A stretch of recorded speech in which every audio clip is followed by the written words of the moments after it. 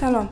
در گفتگوهای حکومت افغانستان و طالبان بحث روی کاهش خشونت در اولویت خواهد بود. معصوم استانکزی رئیس هیئت مذاکره کننده حکومت امروز گفت بحث روی کاهش خشونت در اولویت قرار دارد.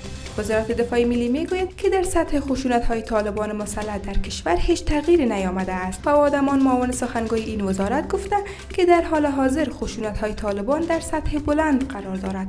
نشست تجاری جهانی زیر نام مشارکت خصوصی افغانستان در دبی برگزار شد. عبدالهادی ارغندیوان سرپرست وزارت مالیه در مراسم گشایش این نشست خواهان سرمایه‌گذاری‌های بیرونی در افغانستان شد. مقامات هندی گفتند یک تبع هندی که در افغانستان اختطاف شده بود دوباره به دهلی جدید رسید و گفته آنان مانتو سینگ از جمله 7 تن از این جنرال هندی بود که 2 سال قبل در افغانستان اختطاف شده بود و مقامات امسال از احتمال افزایش 25% حاصلات جلغوزه در کشور خبر می‌دهند.